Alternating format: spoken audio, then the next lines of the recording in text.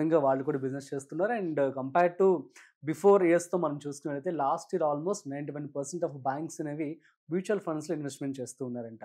So చాలా గొప్ప విషయం అనే చెప్పుకోవాలి. అండ్ సో అంటే పబ్లిక్ మీరు కూడా నోటీస్ చేయొచ్చు దీన్ని బట్టి. సో మ్యూచువల్ ఫండ్స్‌కి ఎంత ఇంపార్టెన్స్ ఉందో, అదేవిధంగా ఇందులో ఎంత మంచి రిటర్న్స్ రావడం జరుగుతుందో.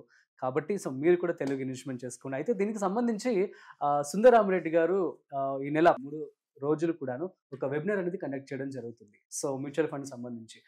సార్ చెప్పండి, ఈ యొక్క వెబినార్‌లో ఏమేం టాపిక్స్ కవర్ చేయబోతున్నారు? అండ్ మన వాళ్ళకి ప్రతిసారి మనం కవర్ చేసేయండి ETFs, index funds, mutual funds structures ఏంటి, వాటిని ఎలా డెవలప్ చేస్తారు, ఎప్పుడు రీబ్యాలెన్స్ చేస్తారు, దాని గురించి టోటల్ ఇన్ఫర్మేషన్ ఎలా దొరుకుతుంది మనకి అనాలిసిస్ కి, వీటిని ప్రాక్టికల్ మీరు ఎలా కొనుక్కోవచ్చు అనేది ప్రాక్టికల్ చెప్తారు అనమాట.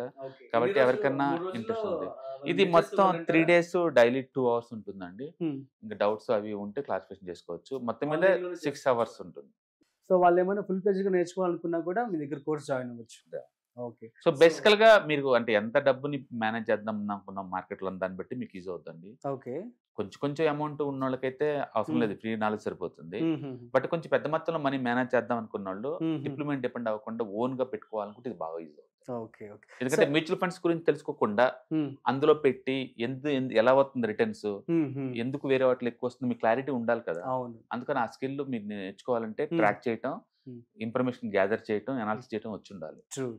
ఓకే గైస్, సో మీ అందరికి అర్థమైంది కదా. మీరు కనుక ఈ యొక్క మ్యూచువల్ ఫండ్స్, ETF వీటన్నిటి గురించి తెలుసుకోవాలనుకున్నట్లయితే సుందరరామిరెడ్డి గారు ఒక వెబినార్ అనేది కండక్ట్ చేయడం జరుగుతుంది.